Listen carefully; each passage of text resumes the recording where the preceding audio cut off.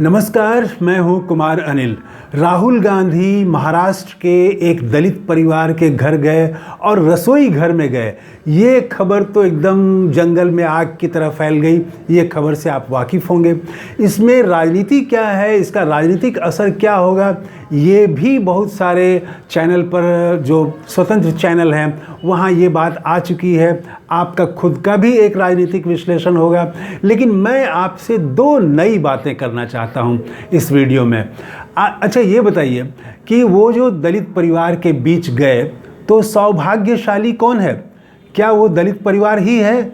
मैं तो मानता हूँ कि राहुल गांधी भी सौभाग्यशाली हैं। ये बात मैं इस वीडियो में करूंगा कि वो दलित परिवार ही नहीं, राहुल गांधी भी सौभाग्यशाली हैं कि एक दलित परिवार ने अपने रसोई घर में उनको प्रवेश दिया। तो एक तो ये, और दूसरी बात एक डिस्क्रिमिनेशन से जुड़ी हुई बात, वो भी एक नए एंगल से मैं आपके सामने रखना चाहता हूँ। आइए पहले किचन पर बात कर लेते हैं, रसोई घर पर। रसोई घर जो होता है बहुत ही पवित्र स्थान होता है। मैंने तो एक बचपन में एक बांग्ला गीत सुना था, और वो आज भी वो गीत बजता है। और बंगाल के जितने भी गायक हैं, वो हर गायक ने इस गीत को गाया है। वो गीत है, आर दो मुठी ओ नोनो दी, आर दो मुठी चाल फेले दे हाड़ीते, ठाकुर जमाई एलो बाड़ीते। मतलब दामाद जो हैं, वो जमाई, वो घर आए हैं, इसीलिए जो खाना पक रहा है तो हांडी में, बर्तन में और दो मुट्ठी चावल दे दो। और फिर उसके बाद किचन का दृश्य आता है और फिर मछली लाने की बात होती है। तो वो जो रसोई घर होता है वो बहुत ही खास लोगों के लिए होता है। अब वो देखिए वहाँ पर कितना प्रेम है, वो रसोई और दामाद का आना वो जुड़ा हुआ है। साफ सफाई रहती है, पवित्रता रहती है। और एक चीज़ बताइए कि आप किसी के यहाँ अगर गेस्ट जाएं बन के, किसी के यहाँ चाय पीने गए, तो किचन में जाने का तो सवाल ही नहीं है। ड्राइंग रूम से आप बाहर हो जाएंगे चाय पी के। अगर किसी के यहाँ आप गेस्ट हो गए और 1 दिन, 2 दिन, 5 दिन, 10 दिन आप गेस्ट बन के रह जाएं, लेकिन शायद ही आपको उसके किचन में जाने का मौका मिलेगा। क्योंकि किचन जो होता है, रसोई घर, वो वहाँ पर महिला का साम्राज्य होता है, और महिला अपने ढंग से वो पवित्रता और सारी चीज़ों का वो पालन करती है। वो बहुत विशेष स्थान होता है। पुराने समय में तो घर में जो देवता का स्थान होता था, उसी के बगल में किचन हुआ करता था। किचन को भी एक तरह से, रसोई घर भी देवता की घर की तरह ही उसको भी लीपा पोता और पवित्र रखा जाता है।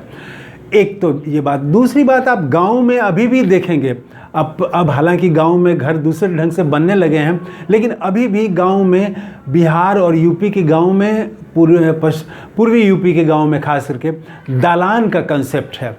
मतलब एक तो घर हुआ जिसमें आंगन है और जिसमें परिवार, महिलाएं, बच्चे सब लोग रहते हैं, और घर से 100 मीटर की दूरी पर या 50 मीटर की दूरी पर, 100 फीट की दूरी पर, मतलब घर से कुछ दूरी हट के 3-4 कमरों का एक मकान और होता था, जिसमें शायद 1-2 कमरे में दरवाज़ा लगा हो, बाकी खुला बरामदा जैसा हो, और वो उसको दालान बोलते हैं बिहार में। तो जो गेस्ट आएंगे, वो गेस्ट वहीं दालान में ठहरेंगे, वहीं सोएंगे, वहीं से वो सारी नित्य क्रियाएं करेंगे। उनका खाना भी घर से थाली में ढक के दालान में ही जाएगा। उनको आंगन में जाने की इजाज़त नहीं है, आंगन में जाने का उनके पास मौका नहीं है। रसोई घर तो और दूर की बात है। तो ये गेस्ट की बात हो गई। यहाँ तक कि जो संबंध बनाने वाले जाते हैं, कहीं लड़की की शादी हो या लड़के की शादी हो, तो भी उनको दलान में ही पहली बार उनको टिकना पड़ेगा। जब संबंध पक्का हो जाएगा और उसका कोई आयोजन होगा, जैसे आजकल रिंग सेरेमनी होता है, तो यहाँ गांव में छेका बोलते हैं, तो छेका होगा तब आपको आंगन में जाने की इजाज़त मिलेगी। रसोई घर में जाने की इजाज़त तब भी नहीं है। रसोई घर सबसे पवित्र स्थान है, और वहाँ पर गेस्ट भी नहीं कहते हैं कि हम आपका रसोई घर में हमको ले चलिए।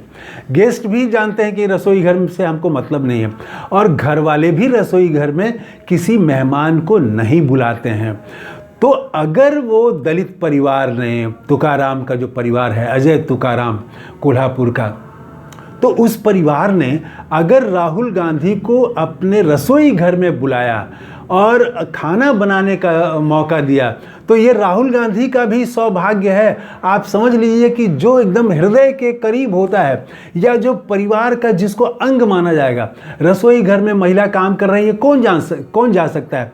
बच्चे जा सकते हैं, बेटी जा सकती है, बहू जा सकते हैं, दामाद जा सकते हैं। तो जो घर के जो सदस्य हैं वही रसोई घर में जा सकते हैं, जो जिनसे एकदम मतलब हृदय का रिश्ता है, घर का रिश्ता है। तो उस परिवार ने राहुल गांधी को अपना माना।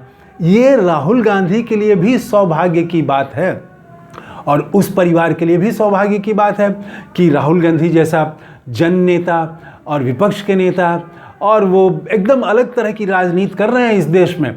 वो जो देश में इस वर्षों से, दशकों से ऐसी राजनीति नहीं हुई, वो राजनीति राहुल गांधी कर रहे हैं।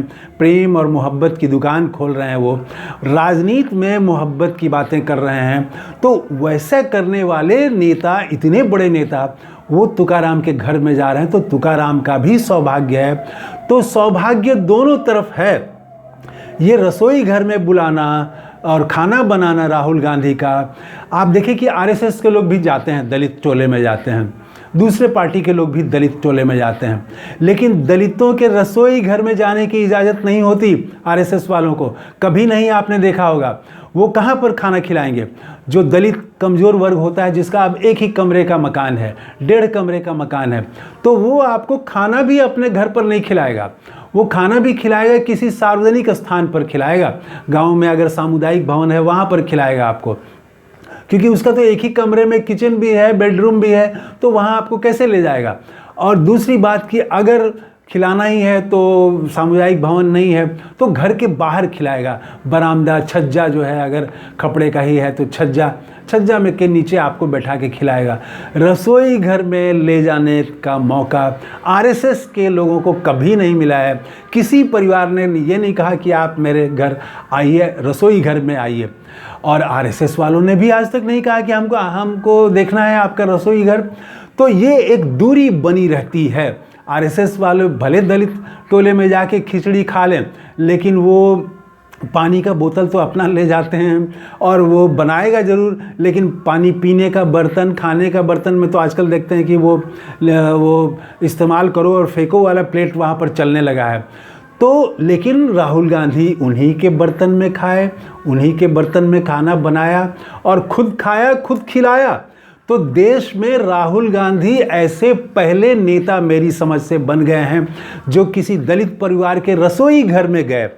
और दलित नेता भी बहुत सारे हैं, लेकिन वो दलित नेता भी ऐसे आपको नहीं मिलेंगे। चिराग पासवान शायद ही किसी दलित के यहाँ झोपड़पट्टी में गए हों, झोपड़ी उनका चुनाव निशान रहा है, लेकिन झोपड़पट्टी में जाके उसके किचन में जाके खाना बनाना और खिलाना, ये चिराग पासवान, मायावती जी बहन जी ने भी ये नहीं किया होगा। तो राहुल गांधी जो है वो ये पहले नेता ऐसे बन जाते हैं जो रसोई घर में जाते हैं।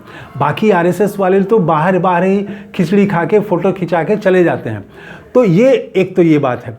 दूसरी बात जो मैं कहना चाहता हूँ इस वीडियो में वो ये है कि आप देखेंगे कि जिसके पास खाने का ज़्यादा व्यंजन होगा वो चौड़े से खाएगा, दिखा के खाएगा, टेबल पर सजा के खाएगा। और जिसके खाने में, मैंने बचपन में देखा है, जो मज़दूर होते थे, मज़दूरी करने के लिए आ रहे हैं, किसी सामुदायिक भवन का निर्माण हो रहा है, सार्वजनिक स्थल का, सड़क का निर्माण हो रहा है, वहाँ जो मज़दूर काम करने वाले होते थे वो किसी पेड़ की छाया में और मुंह उस तरफ करेंगे जहाँ पर कि लोग नहीं देखें, सड़क के दूसरी तरफ, खेत की तरफ मुँह करके बैठ के खाएंगे। क्यों? क्योंकि उनकी टिफ़िन में या तो रोटी, नमक और प्याज है, या उनके अगर भात है तो माड़ भात है और चोखा है, नहीं तो चोखा भी नहीं है, और मिर्च जो है वो गरम की हुई लाल मिर्च है, जलाई हुई मिर्च है। बस इतना ही हमने देखा है। तो वो जो है कैसे वो दिखा के खाएगा? वो नहीं खा सकता है, वो छिपा के खाएगा। महिलाएं, उनके बारे में कहा जाता है कि पुरुषों का नहाना और महिलाओं का खाना कोई नहीं देखता है। ये बिहार के गांव में पुरानी कहावत रही है। तो क्यों ऐसा होता है? क्योंकि महिलाएं सबसे अंत में खाती रही हैं, जो बच गया वही खाएंगी। तो जो बच गया वो हो सकता है कि सब्जी बनाई हो लेकिन सब्जी ना हो, और वो पूड़ी बनाई हो, पूड़ी भी ख़त्म हो गया हो, तो वो दिन वाली ही रोटी खा रही हो, तो वो छिप के खाती हैं। तो ये महिलाओं की भी स्थिति दलित जैसी ही रही है। वो उनकी अलग स्थिति नहीं रही है, भले ही वो सवर्ण में महिलाएं हैं। हाँ, आज अब स्थितियाँ बदली हैं। तो जिनके पास खाने का ज़्यादा सामग्री नहीं होगी, व्यंजन बहुत नहीं होगा, तो वो छिप के खाएगा, किनारे हट के खाएगा। लेकिन जिसके पास ज़्यादा हो वो दिखा के खाएगा। तो दलितों का जो टिफ़िन होता है, दलितों का जो व्यंजन है, उनके पास आर्थिक आमदनी इतनी कम है कि बहुत कम 2-3 चीज़ें, चावल दाल सब्जी बन गई अगर तो बहुत हो गया, और कई तरह की सब्जियां और कई तरह के तो वो व्यंजन उसमें नहीं रहते हैं। तो इसीलिए वो सिंपल ढंग से अपना किनारे बैठ के खा लेते हैं। सवर्णों को भी, या जो जाति व्यवस्था में जो ऊपर हैं, उनको भी मालूम है कि दलित क्या खाता है, अंदाज़ा है, इसीलिए वो भी पूछता नहीं है कि पूछना क्या है। और वो भी जो दलित परिवार है वो भी नहीं बताता है कि हम क्या खाएं। तो रसोई घर एक डिस्टेंस बना हुआ है हमारे समाज में, बड़े और छोटे, ऊंचे और नीचे, तो वो पिछड़ी दलित जाति और आगे बढ़ी हुई जाति, ये इसमें एक विभाजन रेखा है, एक डिस्क्रिमिनेशन है। उसको भी राहुल गांधी ने तोड़ दिया है। अब उनको मालूम हो गया है कि खाने में, दलितों के खाने में, टेबल पर कितना पौष्टिक आहार है, कितनी पौष्टिकता है, पोषक तत्व कितने हैं। तो जो जाति गणना वो कराना चाहते हैं, मैं तो कहूँगा कि जाति गणना में ये भी रखा जाए कि आपके यहाँ कितनी सब्जियाँ बनती हैं, क्या खाते हैं आप, ये भी आना चाहिए। तब पता चलेगा कि दलित वर्ग को कि यहाँ किस तरह का खाना बनता है और पौष्टिकता की कैसे वहाँ पर कमी है, और क्यों कुपोषण के शिकार सबसे ज़्यादा दलित होते हैं। तो ये बातें सामने आनी चाहिए।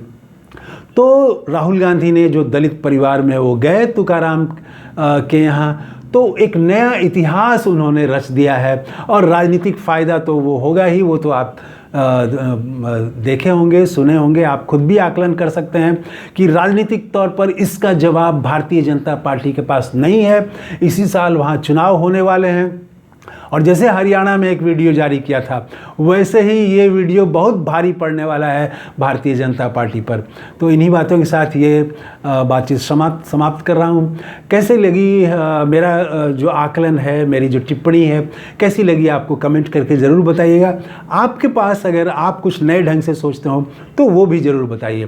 थैंक यू, धन्यवाद, जय हिंद।